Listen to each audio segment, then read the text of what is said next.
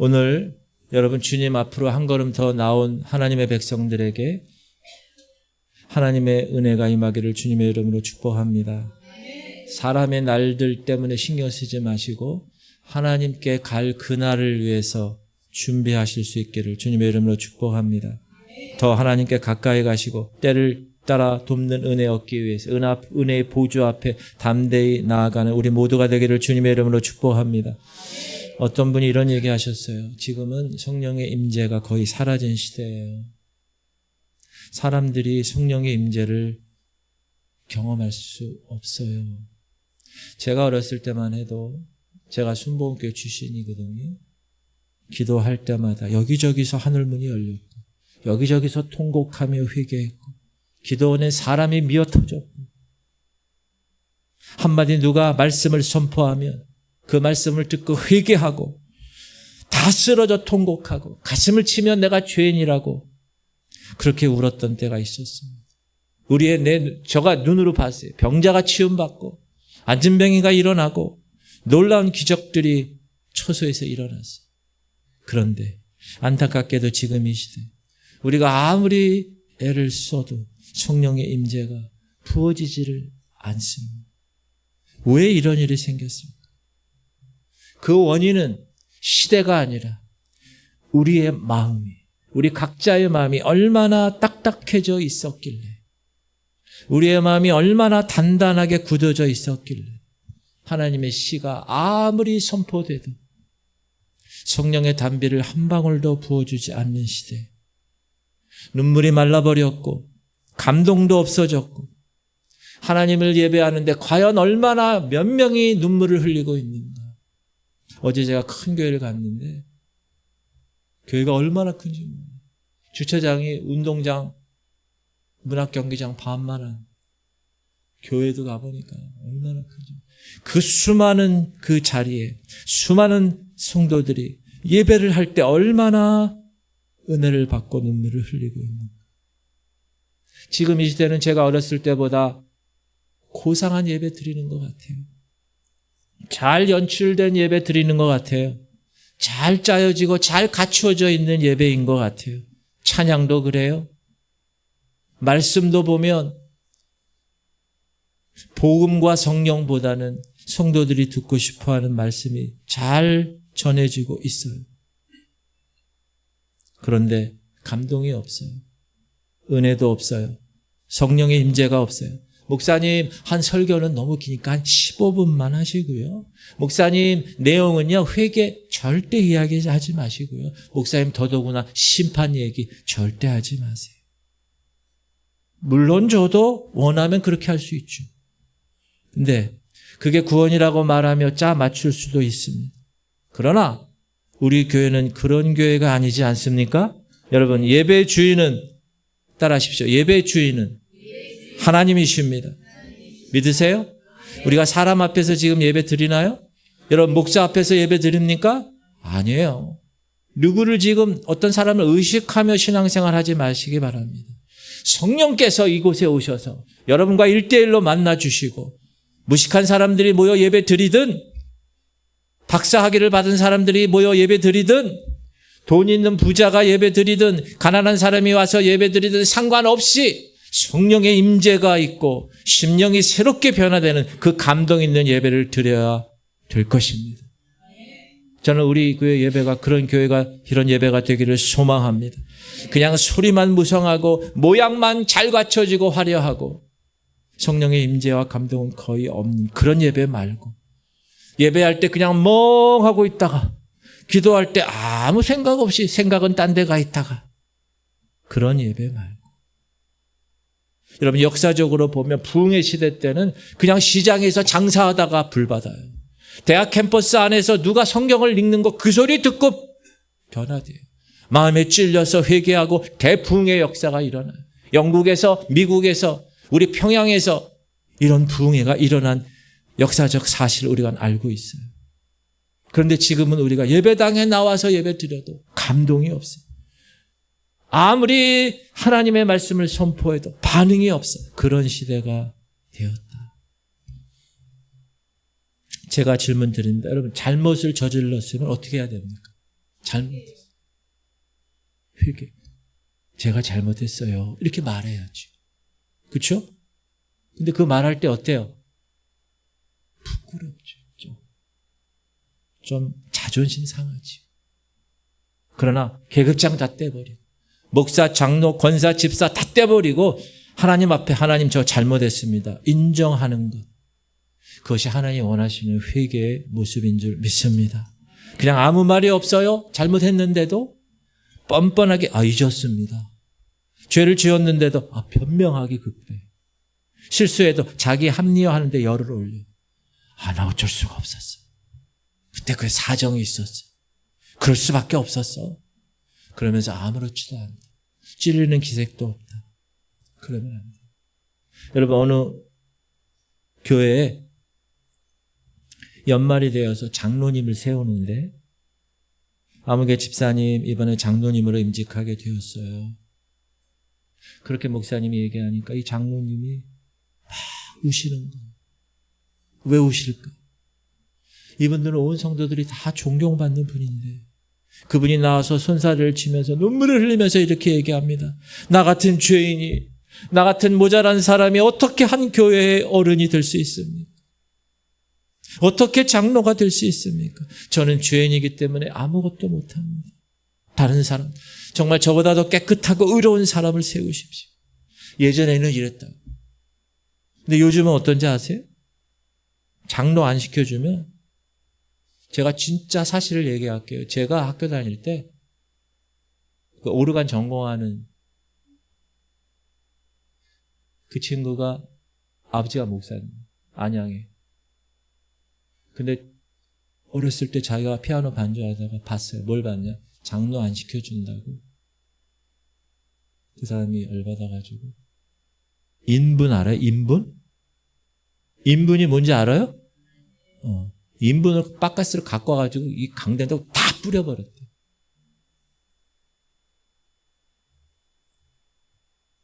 장로 안 시켜주면, 권사 안 시켜주면 교회를 깨뜨리고 교회를 아예 떠나는 시대가 되었다. 어떻게 이렇게 되었을까? 오늘 본문을 다시 한번 우리가 읽겠습니다. 시작. 애통하는 자는 복이 있나니 그들이 위로를 받을 것이며. 오늘 본문은 애통하는 자에 대해서 말씀하고 있습니다. 근데 그 애통하는 자가 뭐가 있다고요? 복이 있다는 거예요. 자, 그럼 질문 드립니다. 이 애통이 뭘까? 애통. 신세 한탄해서 눈물 나는 걸까요? 내가 다른 사람에게 부당한 대우 받아서 억울해서 우는 걸까요? 내 인생이 이렇게 참담하니까 서러워서 우는 걸까요? 내 처지가 너무너무 처량해서 자기 연민에 빠져서 눈물 흘리는 걸까요? 아닙니다. 그런 것을 애통이라고 착각하는 사람이 있습니다. 그러면 안 돼요. 제가 지난주에 심령이 가난한 자의 복에 대해서 얘기했어요. 심령이 가난한 자, 장로님께서 기도하신 것처럼 심령이 가난한 자 어떤 사람이에요? 영적으로 철저하게 내가 파산된 상태. 이렇게 고백하는 사람이, 주님, 내 안에 선한 것이 없어요. 지금 보니까. 나는 그래서 소망이 없어요. 그래서 하나님이 안 계시면, 하나님이 은혜 주시지 않으면 나는, 하나님이 보호해 주시지 않으면 나는 살아갈 능력이 없어요. 그렇게 철저하게 깨어지고 무너진 사람. 그래서 하나님 밖에 없다는 결정을 내리고 이제 하나님 만났으니 이제 하나님 갈망하고 구하고 찾다가 하나님 임재를 경험하고 나면 이제 내가 누군지 알게 되는 사람. 내가 나를 판단하는 게 아니에요. 하나님의 눈으로 나를 판단했을 때 나는 죄인이었구나 라고 알게 된 사람. 그 사람의 심령이 가난한 사람이고 그 사람에게 천국이 주어진다고 말씀드렸습니다.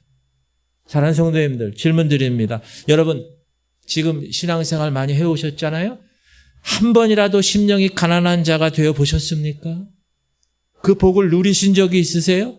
나는 영적으로 파산한 사람이야. 나 의롭지 않은 사람이야. 나는 쇳덩어리야. 그래서 나는 예수 그리스도 그분이 도와주지 않으면 나는 살 소망이 없어. 이렇게 영적으로 바닥을 친, 파산을 친 경험이 있으십니까? 머리로 신앙생활하는 거 말고요. 지식 배운 거 담아두는 거 말고요. 그것에 대해서 어떤 용어에 대해서 신학적인 용어에 대해서 이렇다고 저렇다고 설명하는 것 말고요. 정말 내가 하나님 앞에 정말 저는 가난합니다. 하나님. 주여. 그래서 나를 살려주셔야지.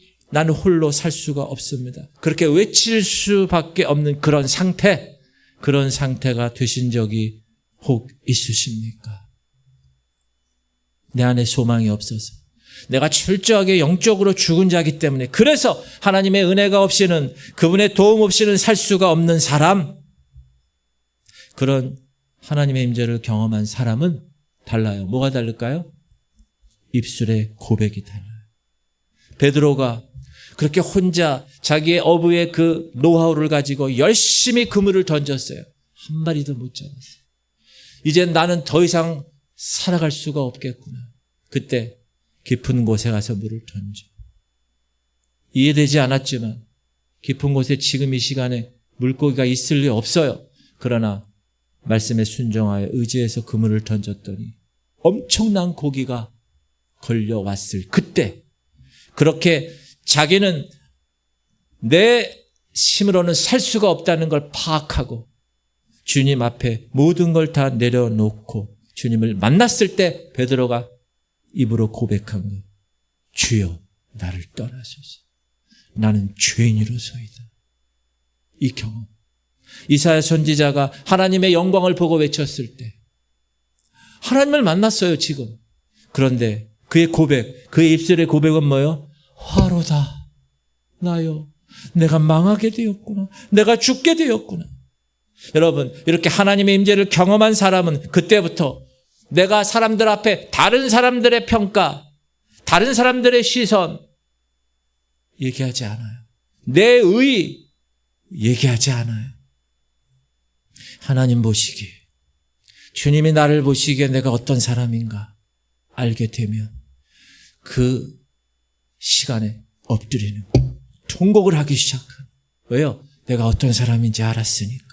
내가 어떤 쇳덩어리가 있는지 알았으니까. 죄가 보이니까 영적 눈이 열려서 하나님 만나고 그 거룩하신 하나님을 만나서 내 죄된 모습을 보니까 죄가 다 드러나는 거예요. 지하실에 불을 탁 켜면 평소에는 안 보였던 것들이 불이 탁 켜면 먼지 지저분한 것들이 다 보이는 거죠.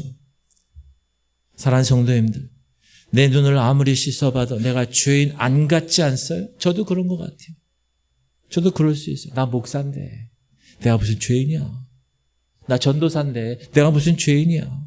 내가 교회를 몇 년 다녔는데 10년이 넘었는데 내가 회개의 말씀을 얼마나 자주 들었는데 내가 죄와 상관이 있을까? 그런데 심령이 가난한 자가 되고 하나님이 왜 소망이 없다는 결론을 내리고 하나님을 만난 사람은 하나님을 자꾸 만나다 보니까 그 거룩하신 분이 나를 보게 되니까 내 쇳덩어리들이 보게 되어지고, 그래서 그 순간 말할 수 없는 통곡이 터져 나오는 것. 주여 나를 떠나소서, 나는 죄인입니다. 화로다 나여 망하게 되었도다. 사랑하는 성도님, 저는 이렇게 믿습니다. 내가 주님을 만나고 내 죄를 발견하고 내 안에서 내가 절제할 수 없고 참아낼 수 없는 통곡이 터져 나오는 것, 그것이 오늘 말씀하신 진짜 애통, 그 애통이라고 저는 생각을 합니다. 여러분, 근데 그 애통은 성령의 은혜로 주어지는 회개의 눈물인 줄 믿습니다. 그 은혜가 없이는 산상수훈의 말씀을 살아낼 수가 없어요. 여러분, 마태복음 5장 이후에 산상수훈의 말씀이 뭐예요? 천국 법이에요. 천국 갈 사람들이 지켜야 될 법이에요. 미국 가면 미국 법 지키듯이 여러분이 천국을 정말 간다면 천국 법을 지켜야 되는데, 산상수훈 말씀 가운데 빛과 소금이 되라. 여러분, 거듭나지 않은 사람이 어떻게 빛과 소금이 됩니까? 회개한 적이 없는데 어떻게 빛과 소금이 되겠어요? 죄를 끊어버리지 않고 내 자존심 하나로 그냥 끝까지 버티고 살았는데 어떻게 빛과 소금이 되겠어요? 사랑하는 성도님, 이 애통이라는 단어는 그냥 슬퍼서 우는 얘기가 아닙니다. 성경에 이 애통에 대한 단어가 똑같이 기록된, 같은 단어가 기록된 곳이 어디냐? 여러분, 야곱의 아들 요셉 있죠. 형들에게 미움을 받아요. 형들이 안 되겠다, 이 새끼 죽여야 되겠다. 그러다가 미디안 상인이 가니까 팔아먹죠. 그리고 나서 아버지한테 보고할 때 어떻게 보고하죠? 그 요셉의 옷을 다 찢어가지고 짐승의 피를 묻혀가지고 아버지한테 와서 야곱에게 와서 뭐라 그러죠? 아버지, 야곱이 죽었어요. 그렇게 얘기했을 때 이 아버지 야곱이 어떻게 했습니까? 시작. 자기 옷을 찢고 굵은 배로 허리를 묶고 오래도록 그의 아들을 위하여 애통하니. 성경은 여기에 산상수훈의 오늘 본문의 애통이란 동일한 단어를 썼습니다. 무슨 말일까요? 내 아들 요셉아, 내가 지옥으로 내려가겠다. 여러분, 상갓집에 가면 애통하는 사람이 많죠. 제가 장례식을 30년 이상 경험하면서 느낀 거 달라요. 많이 달라요. 근데 어떤 곳은 이제 그 관이 그 차에 실어가지고 마지막으로 가는 거예요. 그 영정 보면서. 그때 막 애타게 막 하면서 우는.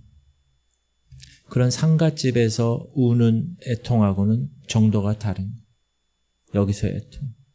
내 눈에 넣어도 아프지 않은 자식이 죽는 것을 보고 창자가 다 뒤틀리고 가슴이 다 찢어지는 아버지 마음. 죽은 아들 시체도 찾지 못하고 찢어진 옷만 덩그러니 품에 끌어안고 오랫동안 그 죽은 아들을 생각하며 애통하는 그 마음. 나 지옥 가는 사람이네. 주님 앞에서 보니까 나 지옥 갈 놈이었어. 나 죄인 중에 괴수였어. 바울이 고백했던 거죠. 어떤 목사님 간증이에요. 39살에 세상에서 방황하다가 주님을 만났어요. 주님을 만나고 보니까 자기가 얼마나 더러운 존재인가를 알게 된 거예요. 자기 안에 죄가 얼마나 많은지 토해내고 또 태어나도 토해내도 얼마나 많은 죄가 있는지 덤프트럭 수십 대 분량의 그 죄를 다 퍼내도 모자라. 지나가다가 차에 치여 죽은 개만도 못한 나를 하나님이 불러주시고 용서해 주시고 나를 구원해 주셨다는 그 감격이 너무나 큰 거예요. 그래서 그분이 우는 거예요. 근데 어떻게 울었는지 알아요? 머리를 바닥에 찌으면서 울었어요. 예수님, 왜 나 같은 죄인을 이렇게 오래 살려주셨어요? 하나님, 나 같은 죄인을 지금까지 왜 이렇게 얼마 동안 오랫동안 저를 참아주셨어요? 그러면서 피가 나도록 바닥에 머리를 찌으면서 하염없이 눈물을 흘렸다 그래요. 이것이 애통하는 사람. 그는 평생 이제 목사가 됐고 주의 길을 걸어가는 사람이 되었습니다. 제가 여러분에게 질문 하나 드립니다. 여러분, 죄 때문에 울어본 적 있으세요? 체면 때문 아니고 그냥 목사가 회개하라니까 회개하는 게 아니고 그냥 목소리로 그냥 회개하는 게 감정을 쏟아내는 게 아니고 정말 철저하게 내 심령에서 끌어올려져서 성령님이 인도하심으로 하나님의 은혜를 깨닫고 그 은혜로 나를 보니까 얼마나 내가 쇳덩어리가 있는가를 참을 수 없어서 막을 수 없는 눈물을 터뜨리면서 하나님, 내가 진짜 죄인입니다. 주여 나를 떠나소서, 내가 죄인입니다. 베드로처럼 그렇게 애통해 보신 적 있으십니까? 아, 이 죄 때문에 나는 지옥에 갈 수밖에 없구나. 난 지옥에 빠져드는 이런 심각한 존재였구나. 여러분, 그거를 경험한 사람은요, 고상하게 기도할 수 없어요. 잠잠하게 예배 드릴 수가 없어요. 목사님, 제발 회개는 빼십시오. 지옥, 빼세요. 심판 빼세요. 그냥 잘 산다는 얘기만 해줘요. 평안하다는 얘기만 해줘요. 내가 듣기 좋은 유치원생이 원하는 그 부드럽고 맛있는 과자만 요구하고 있지는 않는가. 아니면 체면 불구하고 정말 1대1로 주님 앞에서 목사, 장로, 권사, 집사, 계급장 다 던져버리고 다윗이 옷이 풀어 헤쳐졌는지 그런 거 살필 겨를도 없이 주여 그저 살려주옵소서, 주여 저를 용서하여 주옵소서, 나는 죄인으로소이다, 이렇게 애통해 하면서 애곡한 거죠. 하나님의 바짓가랑이라도 붙잡으면서 그렇게 울어보신 적이 있으십니까? 대부분 신앙생활 하면서 이런 거 관심 없습니다. 목사들 설교하지 않습니다. 내 안에 들보 바라보지 않습니다. 내 안에 죄에 직면하지 않습니다. 그리고 어떻게 신앙생활 합니까? 바리새인처럼. 야, 너 그거 하면 안 돼. 너 교회에서 그렇게 하면 안 돼. 넌 이게 문제야. 너 그게 죄야. 너 그러면 안 돼. 이게 예의에 맞냐? 상식에 맞냐? 너 생각해봐라. 사랑하는 성도님들, 간곡히 권면드립니다. 교회 와서는 다른 사람 보지 마십시오. 하나님만 바라보실 수 있길 바랍니다. 자기 자신만 바라보세요. 왜 다른 사람을 바라봅니까? 세상에서는 얼마든지 그럴 수 있어요. 포장할 수 있어요. 권사로, 장로로, 목사로 포장할 수 있어요. 그러나 교회 와서는 그러면 되죠. 교회 와서는 사람 보면 안 됩니다. 사람 말에 신경 쓰지 마세요. 그러면 서로 상처받고 상처 주고 쓰러지고 떠나고 시험 들고 이런 모습 버려야 돼요. 베드로 보세요. 예수님의 수제자였어요. 자기가 수제자라고 프라이드 딱 있고 설쳐된 사람이었어요. 그런데 결정적인 순간에 지금 예수 그리스도가 십자가 앞에 두고 죽으러 가는 그 시간, 제자 베드로가 예수님을 배신합니다. 여러분, 잘못할 때도 때와 장소를 좀 가려야지. 지금 예수님이 십자가 지고 죽으려고 하시는데 그 죽음 앞에서 배신을 때렸어요. 제자 공동체가 지금 깨지는 상황에서 수제자라고 한 사람이. 왜 그랬어요? 그래야 자기 목숨 살리니까. 가룟 유다, 돈이 자기 생명보다 좋으니까. 예수님 제자들인데도 실수해도 안 되고 죄를 지어서도 안 되고 이 순간만큼은 절대로 안 되는 그 순간에 결국 한 사람은 예수님 팔아버렸어요. 다른 한 사람은 3번이나 예수님 부인하고 저주했어요. 3년 동안 같이 있었는데. 근데 이걸로 끝나지 않았어요. 하나님이 얼마나 좋은 분인지, 하나님이 얼마나 사랑이 많은 분인지 예수님이 말씀하신 대로 닭이 울기 전에 3번 나를 부인하리라. 그 말씀이 생각이 났어요. 정신 차렸어요. 이제 닭 우는 소리에 번쩍 깨어났어요. 그때 예수님이 얘기하셔요. 시작. 주께서 돌이켜 베드로를 보시니 베드로가 주의 말씀 곧 오늘 닭 울기 전에 네가 3번 나를 부인하리라 하심이 생각나서 밖에 나가서 심히 통곡하니라. 만약 베드로가 예수님 부인하고 끝났어요. 그러면 베드로는 정말 끝난 겁니다. 지금 베드로가 제정신이에요? 목숨 구하려고 예수님 부인하는 이 상태, 제정신이 아니에요. 목숨은 건졌어요. 살아남았어요. 그런 상태 얼마나 괴로웠을까? 베드로가. 그럼 보통 요즘 말로 얘기하면 뭐예요? 밤새도록 매일매일 술 퍼마시다가 죽었을지 몰라요. 그렇게 끝났을 베드로였어요. 근데 주님이 뭐라고 그러세요? 닭이 울기 전에 네가 부인할 거야. 그리고 깨달았고 통곡했어요. 그때 베드로는 예수님을 바라봤어요. 베드로의 눈과 예수님의 눈이 마주쳤어요. 사랑하는 성도님들, 어떤 마음이었을까요? 베드로. 예수님은 어떠셨을까? 저 자식 저거 내 그럴 줄 알았어. 너 끝장났다. 너 이제 나랑 끝이다. 평생 내 앞에 나타내지 마라. 그럴 수 있잖아요. 사람은 솔직히 그럴 수 있지. 근데 예수님은 그렇게 얘기하지 않았어요. 시작. 시몬아 시몬아 보라, 사단이 너를 밀가루 타려고 요구하였으나 그러나 내가 너를 위하여 네 믿음이 떨어지지 않기를 기도하였으니 너는 돌이킨 후에 네 형제를 굳게 하라. 괜찮아 베드로야. 괜찮다. 너 나 3번 부인했지? 괜찮아. 내가 너를 위해서 기도했어.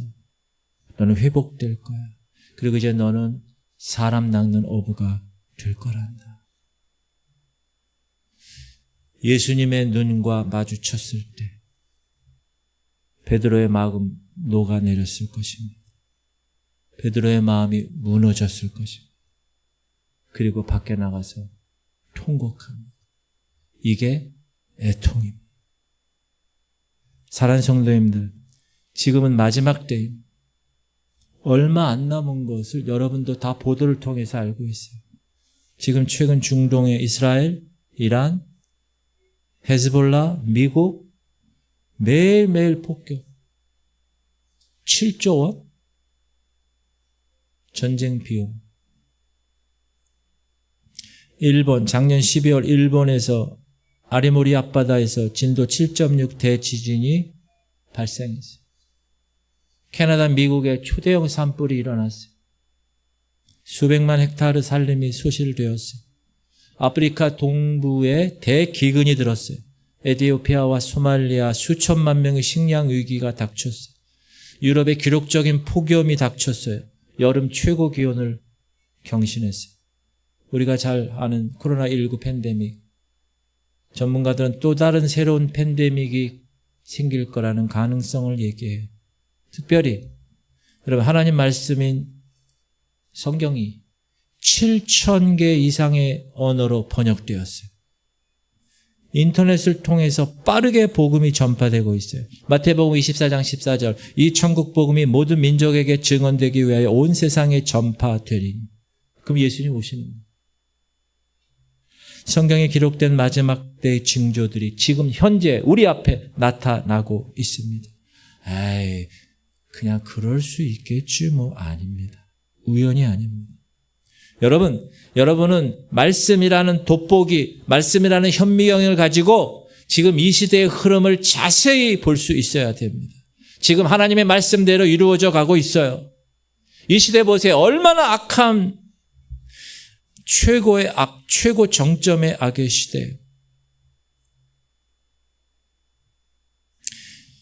저는 바라기는 우리 교회 작지만 상가지만 월세 내지만 하나님께서 우리 성도 한 사람 한 사람에게 깨닫게 하시고 오늘 특별히 애통하는 자의 복을 누리시기를 주님의 이름으로 축복합니다. 죄를 보고 주님 만나고 주여 살려주옵소서 기도하고 성령님 만나서 회복되기를 주님의 이름으로 축복합니다. 그 눈물을 나를 위한 거, 나를 위해서만 흘리지 말고 이제 민족을 위해서, 여러분 자녀를 위해서, 믿지 않는 남편을 위해서. 여러분, 이 나라가 얼마나 지금 위험합니까? 동성애가 웬 말이에요? 동성애가. 옛날에는 그런 이름조차도 없었어요. 그런 사람은 나타나 있을지도 없었어요. 근데 인권이라는 이름으로 이것 때문에 분열되고 있어요.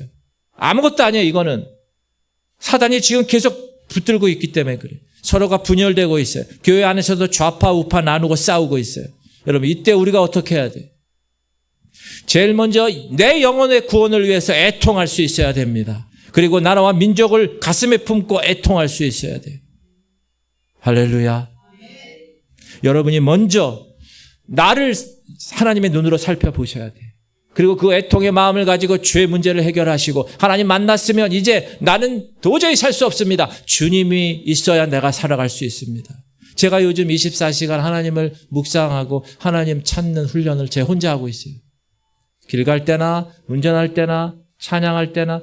제가 이 목양실이 저의 골방이에요. 제가 하나님을 얼마나 찬양하는, 요즘 24시간 깨어나면서부터 잘 때까지 주님 감사합니다. 그 단 몇 초라도 제가 제 의식을 계속 훈련하고 있어요. 오늘 본문 다시 한번 시작. 애통하는 자는 복이 있나니 그들의 위로를 받을 것입니다. 우리만이라도, 여러분 한 사람이라도, 별로 많은 숫자는 아니지만 우리가 울며 애통하며 아버지 앞으로 나가면 하나님이 위로해 주실 줄 믿습니다. 하나님이 평안하다고 주시고 하나님이 성령을 약속해 주실 줄 믿습니다. 그런 믿음을 받으시고 말씀을 받으시고 변화되실 수 있길 바랍니다. 히스기야 왕이 병들었어요. 이사야 선지자가 어느 날 왔어요. 이 왕에게 얘기하는 거예요. 너 집안 정리해. 너 이제 죽고 살지 못할 거야. 너 죽을 거야. 하나님이 얘기하셨어. 그런데 히스기야가 그 얘기를 듣고 어떻게 했어요? 입을 딱 다물었어요. 누구한테 가서 하소연하지 않았어요. 입 딱 다물고 벽을 향하여 얼굴을 대고 기도했어요. 어떻게? 시작. 여호와여 구하오니 내가 진실과 전심으로 주 앞에 행하며 주께서 보시기에 선하게 행한 것을 기억하옵소서 하고 히스기야가 심히 통곡하더라. 통곡했어요. 그 눈물의 의미가 뭡니까? 서러워서? 신세 한탄해서 울었을까요? 저는 그게 아니라고. 혹시 하나님 앞에서 내가 어떤 죄를 지었길래 하나님이 내 생명을 가져가시려고 그러냐. 하나님 제발 제가 잘한 것만 기억해 주시고 제가 하나님 앞에서 범죄한 것들 다 잊어주세요 하고 통곡했어요. 근데 회개의 눈물을 흘렸다 그래요. 그러니까 하나님이 갑자기 이사야를 다시 히스기야 왕에게 보내요. 어떻게 얘기하십니까? 시작. 너도 들어가서 내 백성의 주권자 히스기야에게 이르기를 왕의 조상 다윗의 하나님 여호와의 말씀이 내가 네 기도를 들었고 네 눈물을 보았노라. 내가 너를 낫게 하리니 네가 3일 만에 여호와의 성전에 올라가고. 여기서 중요한 포인트가 뭡니까? 주님이 히스기야에게 원하는 것은 뭐예요? 그의 업적? 그가 잘한 것? 아니에요. 따라합시다. 그의 눈물, 그의 통곡, 그의 회개의 눈물이었어요.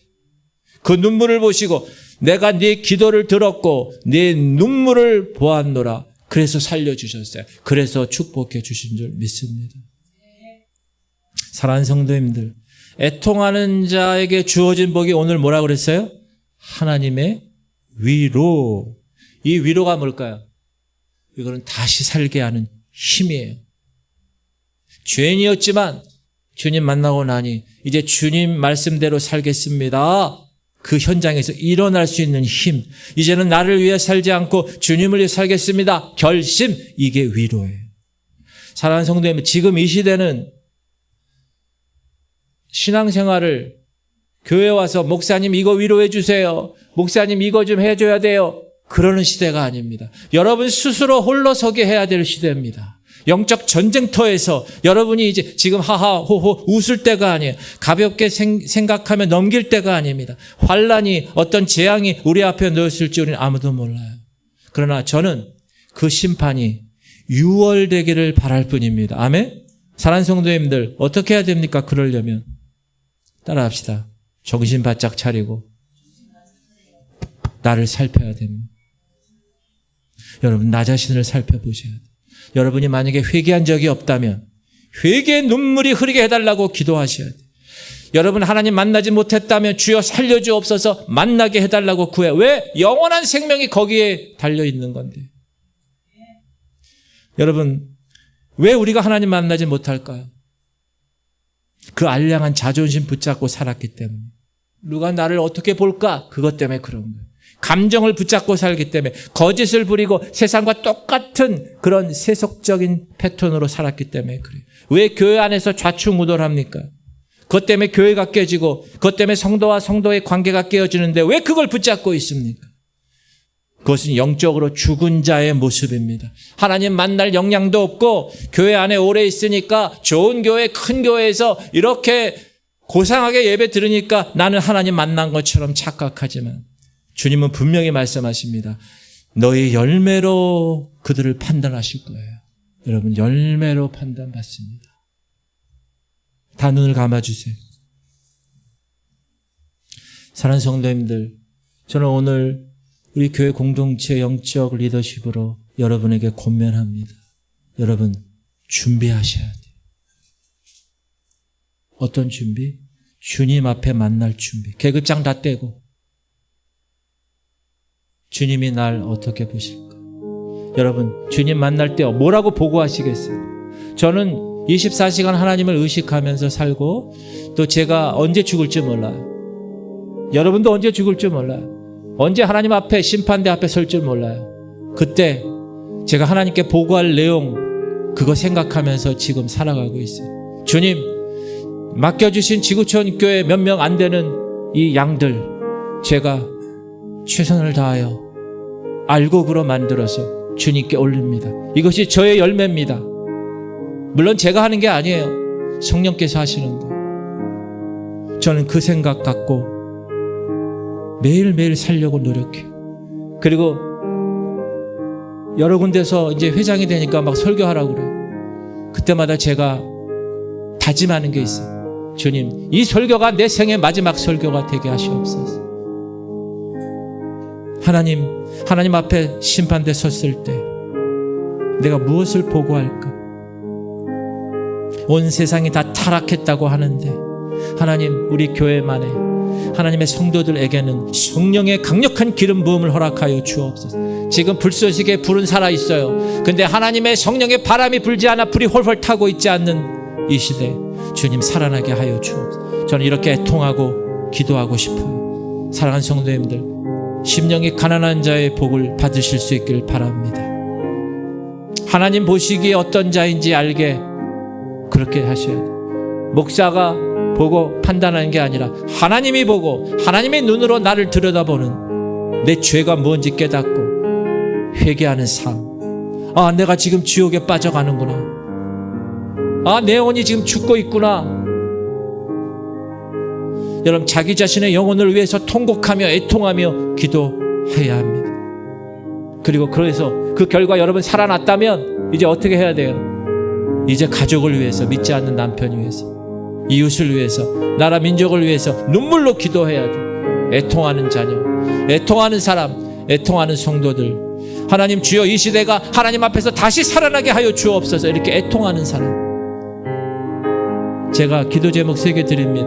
주님, 죄를 보고 애통하게 하시고, 지금 우리 성도들 내가 어떤 영적 상태인지 파악하고 주님 꼭 만나게 하시고, 이 마지막 때 지혜로운 신부처럼 잘 준비하게 하여 주옵소서. 우리 하린이 지금 병원에 있습니다. 하나님, 하린이의 폐렴을 주께서 고쳐주시고 식도와 기도를 주께서 조성하시고, 민우의 혈액에 있는 피, 암세포를 주님 고쳐주고, 우리 최영 장로님, 김은희 권사님, 강웅래 권사님, 우리 김원정 권사님, 김한나 권사님, 김사라 권사님, 김인상 성도, 민경원 성도, 이선미 집사님, 한행숙 권사님, 강경식 권사님 위해서 우리 주님 이름 부르고, 하나님, 저 애통한 하나님의 주인공 되고 싶습니다.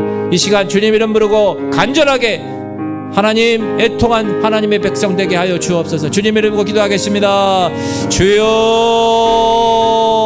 할렐루야. 하나님, 오늘도 하나님 만져 주옵소서. 아버지, 준비하게 하여 주옵소서. 하나님, 주님 앞에 설 준비하기 원합니다. 하나님, 애통하기 원합니다. 내 안의 죄를 내가 보기 원합니다. 하나님, 내 시선으로 보는 게 아니라 하나님의 눈으로 내 죄를 보기 원합니다. 하나님, 내 죄가 무엇인지 깨닫게 하여 주옵소서. 하나님, 회개합니다. 주님, 회개의 영을 부어 주옵소서. 하나님, 나는 지금 지옥에 빠져 들어가고 있구나. 하나님, 나는 죄인 중에 계시구나. 이제 하나님 만나게 하시옵소서. 거듭나게 하시옵소서. 하나님, 이제 하나님을 만나서 하나님 없이는 살 수 없다는 걸 깨달았다면 이제 애통하는 마음을 가지고, 하나님, 내 남편을 위해서, 내 아들 딸을 위해서, 내 자녀 손들을 위해서, 하나님, 내 이웃을 위해서, 이 나라와 이 민족을 위해서 하나님 애통하는 마음으로 예레미야처럼, 이사야처럼, 베드로처럼 하나님 애통하고 기도하게 하여 주옵소서. 아버지, 나는 목사라고, 나는 장로라고, 나는 권사 집사라고, 나는 교회를 10년 20년 다녔다라고 하나님 별로 중요하지 않습니다. 하나님, 심판 내 앞에서 1대1로 하나님 만날 그 시간 기다리고 그달 의식하고, 하나님, 내가 무엇을 보고할 것인가. 하나님, 내가 주님 앞에 섰을 때 주님이 나를 뭐라고 판단하실까. 하나님, 착하고 충성된 종아, 수고했다. 내 주인의 즐거움에 참여하거라. 하나님, 그 말 듣고 싶습니다. 하나님, 우리 교회 한 사람 한 사람, 우리 성도들 한 사람 한 사람, 나는 너를 도무지 알지 못한다. 이 악하고 게으른 종아, 저 밖에 어두운데 슬퍼 이를 갈며 거기 있으라. 하나님, 그 말씀 듣고 싶지 않습니다. 하나님과 영원토록 저 천국에서 우리 알곡들 성도들 한 사람 한 사람 만나 주님과 함께 영원토록 살고 싶습니다. 하나님의 통하는 마음을 허락하여 주옵소서. 우리의 영적인 눈을 뜨게 하시옵소서. 하나님, 영적인 시선으로 이 세상을 바라보고 내 죄를 바라보고, 하나님, 나는 죽어가고 있구나. 하나님, 애통하며 하나님께 눈물로 기도하게 하시옵소서. 아버지, 내가 영적 상태가 어떤지, 아버지, 건강을 위해서는 아버지 비타민도 먹고 건강 음료도 다 챙기고, 아버지, 그렇게 의사한테 가고 그렇게 건강을 챙기는데, 하나님, 영적 건강을 위해서 내가 얼마나 하나님 앞에 서 있는가. 내가 24시간 중에 정말 기도하는 시간이 몇 분이 되는가. 하나님, 내가 하나님 말씀을 묵상하는 시간이 몇 분이 되는가. 하나님, 내가 영적 건강을 위해서는 아무것도 하지 않은 상태. 하나님, 그렇게 살다가 어리석은 부자처럼 하나님의 오늘 밤 내 영혼을 도로 찾으시면 어떻게 하겠습니까? 주님 애통하는 마음을 허락하시옵소서. 우리 성도들 한 사람 한 사람을 애통하는 마음을 허락하여 주옵소서. 가슴을 치며 주님 앞에 나는 죄인입니다. 주여 떠나시옵소서. 보라 화로다 망하게 되었도다. 하나님 그렇게 주님을 만나게 하여 주옵소서. 하나님 우리 불시에 성령의 바람을 불어오시옵소서. 불이 활활 타오르게 하시옵소서. 하나님 우리 한 사람 한 사람 천하보다 귀한 한 사람의 영혼이 하나님 앞에 올려지게 하여 주옵소서. 주님 이 시대는 마지막 시대예요. 하나님 이 마지막 시대에 내가 무엇을 하고 지금 살아가나? 베드로처럼 정신 차리지 못하고 예수를 부인하며 살아가나? 가룟 유다처럼 예수를 팔아가면서 살아가나? 세상에서는 세상과 왕따당하지 않으려고 세상의 그 조직에 같이 어울리고 싶어서 내가 예수님 부인한 적이 얼마나 많은가? 주여 애통하는 마음을 허락하여 주옵소서. 주님 나를 붙드시옵소서. 주님 역사하시옵소서.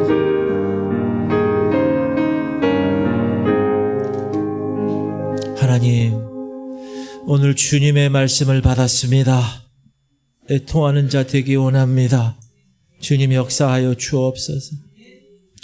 내 눈으로 내 신앙을 평가하는 게 아니라 하나님의 눈으로 나를 들여다보게 하여 주옵소서. 내 쇳덩어리인 것을 내 눈을 열어보게 하여 주옵소서. 그리고 회개하고 하나님 나는 지옥에 빠져가는 존재구나를 파악하게 하여 주옵소서.